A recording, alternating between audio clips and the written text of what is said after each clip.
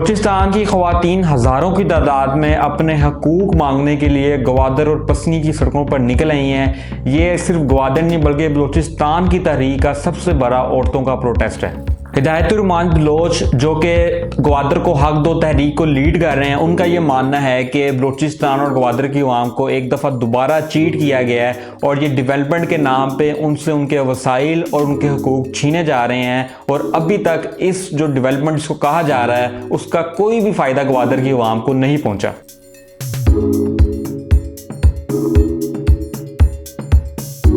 अस्सलाम वालेकुम, दी weekly show में आप सबको खुशामदीद। नाजरीन, गवादर जो कि ना सिर्फ बलूचिस्तान का बल्कि पूरे पाकिस्तान का एक अहम शहर है पोर्ट सिटी होने की वजह से, और अब तो सी पैक के बाद उसकी अहमियत दुगनी तिगनी हो चुकी है क्योंकि वहाँ पे टोटल 14 प्रोजेक्ट्स बने हैं सी पैक के हवाले से, जिसमें 2-3 कंप्लीट हो चुके हैं और तकरीबन 8-9 जो है वो अंडर कंस्ट्रक्शन है और 2-3 अभी पाइपलाइन में है। और रिसेंटली गवादर जो क्रिकेट स्टेडियम है वो भी कम्प्लीट हुआ, वहाँ पर हुकूमत की तरफ से सेलिब्रिटीज़ को बुलाया गया, वो वहाँ गए, उन्होंने वहाँ मैचेस खेले, तस्वीरें खिंचवाई और इस सारी एक्टिविटी का मकसद ये था कि एक नैरेटिव बिल्ड किया जाए कि गवादर जो है एक बड़ा तरक्की याफ्ता शहर बन चुका है, यहाँ के लोग जो है बड़ी अच्छी ज़िंदगी गुजार रहे हैं, उनका लिविंग स्टैंडर्ड एनहांस कर दिया गया है। लेकिन हकीकत क्या है नाज़रीन? हकीकत ये है कि गवादर की जो इंतहाई स्ट्रेटेजिक इंपॉर्टेंस है उसके बावजूद वहाँ के जो लोग हैं वो इंतहाई जो है आप कह लें कि सब स्टैंडर्ड लिविंग जो है उनकी है। और जो ये जो 100 करोड़ डेवलपमेंट प्रोजेक्ट्स हैं जिनके बाद ये कहा जा रहा था कि ये गेम चेंजर हैं, उनके बाद उनकी ज़िंदगियाँ तब्दील हो जाएंगी, उनकी ज़िंदगियाँ पहले से भी और बदतर हो चुकी हैं। इसी हवाले से गवादर में आज 17वां दिन है, प्रोटेस्ट हो रहा है वहाँ के बेसिक राइट्स के लिए और अभी तक जो है मुज़ाकरात कामयाब नहीं हो सके। इस प्रोटेस्ट में मंडे को जो है पीर के दिन हज़ारों की तादाद में ख़वातीन ने शिरकत की, जो कि सिर्फ गवादर की नहीं बल्कि पूरी बलूचिस्तान की तहरीक का सबसे बड़ा औरतों का जो है वो एक प्रोटेस्ट था, एक मजमा था। और इस तहरीक को बड़े ऑर्गेनाइज तरीके से जो है वो इसके प्रोटेस्ट अरेंज किए जा रहे हैं, अपने हकूक़ की जंग लड़ी जा रही है और ये जो है एक तहरीक बनाई गई है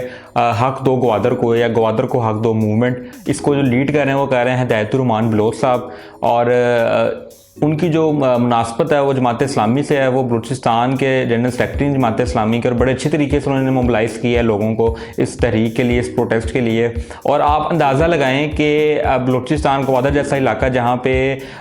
औरतें अमूमी तौर पे घरों से निकलती नहीं है, बाहर काम करना तो बहुत दूर की बात, बिला ज़रूरत वो घर से बाहर भी नहीं निकलती, उस इलाके में अगर हज़ारों की तादाद में औरतें प्रोटेस्ट करने, अपने हकूक़ की जंग लड़ने सड़कों पर निकल आई हैं, तो इससे अंदाज़ा लगाया जा सकता है कि हालात कितने ख़राब हो चुके हैं और जुल्म जो है वो कितनी हद तक बढ़ चुका है वहाँ पे। गवादर को हक दो तहरीक का जो प्रोटेस्ट जारी है, इनकी 4 डिमांड्स हैं जो कि बड़ी लेजिटिमेट हैं और बिल्कुल आइन के मुताबिक हैं। इनकी जो पहली और सबसे अहम डिमांड है वो ये है कि वहाँ पे इलीगल फिशिंग जो की जा रही है ट्रॉलर्स की तरफ से, उसको फौरी तौर पे ख़त्म किया जाए। अब ट्रॉलर्स ये कौन है और ये कैसे फिशिंग करते हैं? इनका तरीकाकार ये होता है कि ये बड़ी बड़ी जो शिप्स हैं उसमें बड़े बड़े जाल इस्तेमाल करते हैं और एक अटैम्प्ट में ही सैकड़ों मछलियाँ पकड़ लेते हैं। तो वहाँ के जो लोकल्स, उनका ये मानना है कि इस एक्टिविटी की वजह से वहाँ के जो लोकल माहीगीर हैं, फिशरमैन हैं, उनका रोज़गार उनको छीना जा रहा है, जो उनके बाप दादा वहाँ पे सदियों से उनका यही रोज़गार था जो उनसे छीना जा रहा है। उनका ये मानना है कि इनको जो एनओसी दी गई है वो मैरीटाइम मिनिस्ट्री और बलूचिस्तान गवर्नमेंट की तरफ से दी गई, इनका बेशतर का जो ताल्लुक है वो सिंध से है, और कुछ तो उनका मानना ये है कि चाइना से भी कुछ आप कह लें कि ट्रॉलर्स आते हैं वहाँ पे फिशिंग करने, और उनकी जो तरीक़ाकार है वो वहाँ की जो इकोलॉजी है उसको भी तबाह कर रहे हैं, वहाँ का जो आप कह लें कि निज़ाम है उसको भी तबाह कर रहे हैं। सबसे अहम बात जो उनका रोज़गार उनसे छीना जा रहा है। लोकल जो है उनका ये कहना है कि उनको एनकरेज किया जा रहा है, हालांकि उनको रोकना चाहिए, और जो लोकल यहाँ के माहीगीर हैं उनको रोका जा रहा है, उन पर पाबंदियाँ लगाई जा रही हैं, कभी उन पर फायरिंग होती है, कभी क्या होता है, और कोई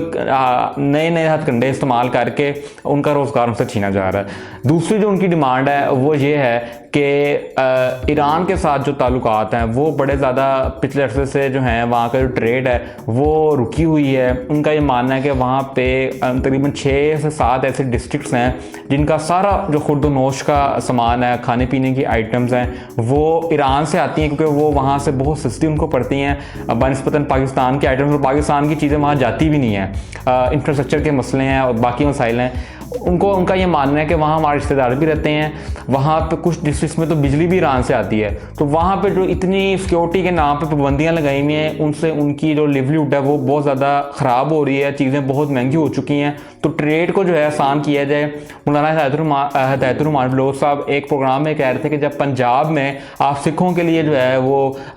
उनके लिए आसानियाँ पैदा कर सकते हैं, तो अपने जो पाकिस्तान का जो अपने पाकिस्तानी हैं उनके लिए क्यों आसानियाँ पैदा नहीं कर सकते, और जो बरादर इस्लामी मुल्क है उसके साथ ट्रेड को आसान क्यों नहीं किया जा रहा। तो ये जो सिक्योरिटी के नाम पे इतनी बंदिशें लगाई गई हैं, इसको ख़त्म किया जाए। तीसरी जो उनकी डिमांड है वो भी बड़ी जो है लेजिटिमेट है, वो ये है कि जो सिक्योरिटी के नाम पे एक्सेसिव मिलिटराइजेशन हो चुकी है बलूचिस्तान और गवादर के अंदर, इसको ख़त्म किया जाए। उनका ये मानना है कि वो सिक्योरिटी के ख़िलाफ़ नहीं है, चेक पोस्ट के ख़िलाफ़ नहीं है, लेकिन चेक पोस्ट का जो मकसद है वो प्योरली सिक्योरिटी होना चाहिए। लेकिन वहाँ पे चेक पोस्टें बनाई जा रही हैं लोगों को हैरेस करने के लिए, हर जगह उनको रोकने के लिए। कहते हैं हॉस्पिटल्स के बाहर भी चेक पोस्टें हैं, स्कूल्स के बाहर भी चेक पोस्टें हैं, प्ले ग्राउंड्स के बाहर भी चेक पोस्टें हैं, हर जगह लोगों को रोका जा रहा है, उन पर बंदिशें लगाई जा रही हैं, उनकी मोबिलिटी को नुकसान पहुँचाया जा रहा है। तो वो ये चाहते हैं कि ये जो गैर ज़रूरी चेक पोस्टें ये ख़त्म की जाएँ। चौथी उनकी डिमांड है वो इंतहाई बेसिक है, वो ये है कि साफ़ पानी जो है वहाँ पे गवादर के मकरान के लोगों को पहुँचाया जाए, और जो लोड शेडिंग है वहाँ पे बहुत ज़्यादा है, तो नॉन स्टॉप इलेक्ट्रिक सप्लाई जो है उसको इंश्योर किया जाए। मौलाना हिदायतुर्रहमान बलोच जो कि गवादर को हक दो तहरीक को लीड कर रहे हैं, उन्होंने मीडिया पे जो 1-2 चैनल्स उनको कवरेज दी है वहाँ पे कुछ ग्रीवेंसेस, कुछ शिकवों का इजहार भी किया। एक तो उनका बड़ा अहम शिकवा था जिससे बड़े अहम सवालात जन्म लेते हैं, वो ये था कि बलूचिस्तान के जो मिनिस्टर्स हैं, इवन जो CM हैं बलूचिस्तान के, जो अभी जाम कमाल थे पहले अब चेंज हुए हैं, वो उनका ये मानना है कि उनके पास कोई पावर नहीं है। वो जब उनसे मुज़ाकरात करने आते हैं तो उनके मुंह लटके होते हैं और उनकी बातों से ऐसा मालूम होता है कि उनके हाथ में कुछ नहीं है। उन्होंने एक चैनल को इंटरव्यू में उन्होंने ये तक कह दिया कि कुछ चीज़ें उनसे जब मुज़ाकरात के दौरान उनके साथ कमिट की जाती हैं तो वो बाद में FC बलूचिस्तान जो है वो मानने से इनकार कर देती है। तो FC बलूचिस्तान कौन होता है कि वो जो सिटिंग वहाँ की मिनिस्टर्स हैं, गवर्नमेंट है, उनका हुक्म मानने से इनकार कर दे। एक और इंटरव्यू में उन्होंने ये शिकवा किया कि बलूचिस्तान की अवाम को हमेशा धोखा दिया गया है फेडरल की तरफ से, डेवलपमेंट के नाम पे वहाँ पर जितने प्रोजेक्ट्स किए गए उससे बलूचिस्तान को कुछ हासिल नहीं हुआ। उनका ये मानना था कि जब पहले ग्वादर पोर्ट बनाया गया तो ये कहा गया कि इससे यहाँ पे बड़ी डेवलपमेंट होगी, लोगों को रोज़गार मिलेगा, और जब CPEC के प्रोजेक्ट्स स्टार्ट हुए ग्वादर के अंदर और यहाँ पे जो मनसूबे बन रहे हैं, ये कहा गया तो ये गेम चेंजर होंगे बलूचिस्तान की अवाम के लिए, स्पेशली ग्वादर की अवाम के लिए। तो वो कहते हैं अभी तक कोई जो है सहूलत ग्वादर की अवाम को उन प्रोजेक्ट से नहीं दी गई, हमेशा की तरह ग्वादर की अवाम को चीट किया गया। नाज़रीन, परवीन रहमान जो कि एक मायनाज सोशल वर्कर आर्किटेक्ट थे जिनको कराची में लोगों की आवाज़ बनने के जुर्म में कत्ल कर दिया गया था, उनकी एक बड़ी अच्छी कोटेशन है डेवलपमेंट के बारे में। वो ये कहती थी कि कंक्रीट जो है ना वो डेवलपमेंट नहीं है कि आप बड़ी बड़ी बिल्डिंग्स बना दें, सड़कें पुल बना दें। असल जो डेवलपमेंट है वो ह्यूमन डेवलपमेंट है, और जब तक डेवलपमेंट से आम आदमी की ज़िंदगी बेहतर नहीं हो रही, उसके सोशो इकनॉमिक जो उसके आप कह लें कि वो डिफ्यूजन नहीं हो रही, उसके फैक्ट्स हर आम आदमी तक नहीं पहुँच रहे, तो उसको आप डेवलपमेंट नहीं कह सकते। यहाँ पे पाकिस्तान में अजीब ही डेफिनेशन डेवलपमेंट की, यहाँ पे ना तो ग्रास रूट पे मोबिलाइजेशन की जाती है, ना तो स्टेक होल्डर्स को ऑन बोर्ड लिया जाता है, और जो दिल चाहता है वो कर दिया जाता है। और जो इंडिजिनस आप कह लें कि कल्चर है किसी भी जगह का, वहाँ के लोगों का जो रहन सहन है, उनकी जो रोज़गार के मौके हैं, उनको ऑन बोर्ड नहीं लिया जाता, उनको कंसीडर नहीं किया जाता, और उनके ऊपर डेवलपमेंट थोपी जाती है। तो ऐसा कोई भी डेवलपमेंट का मॉडल जो है वो कभी भी कामयाब नहीं हुआ। बलूचिस्तान में ये हो रहा है, बल्कि बलूचिस्तान में नहीं पूरे पाकिस्तान में ये हो रहा है कि वहाँ पे डेवलपमेंट के नाम पे लोगों को बेघर किया जा रहा है। एक्सेसिव जो आप कह लें कि कंक्रीट को जो है वो डेवलपमेंट का नाम देकर लोगों को के साथ ज़्यादतियाँ की जा रही हैं। तो ये सब कुछ अब ख़त्म करना पड़ेगा हमें, और हमें human friendly, environment friendly development की तरफ जाना पड़ेगा। और अक्सर जब बलूचिस्तान के इशूज़ की बात होती है, तो जब कोई बलोच नेशनलिस्ट पार्टी या ग्रुप कोई इशू उठाती है तो उन पर लेबलिंग की जाती है, उनको टेररिस्ट कहा जाता है, कभी उनको आप कह रहे हैं कि एंटी नेशनल कहा जाता है, कभी बलोच सेपरेटिस्ट कहा जाता है। तो अब तो आज तो सूरत हाल ये है कि एक राइट विंग पॉलिटिकल जमात का बंदा हिदायतुर्रहमान बलोच जिसका नाम है वो इशू उठा रहा है, तो आप उस पर भी अब लेबलिंग करेंगे। तो ये कोई तरीकाकार नहीं है कि आप सच को मानने से इनकारी हो जाएं। प्रॉब्लम को आइडेंटिफाई करना ही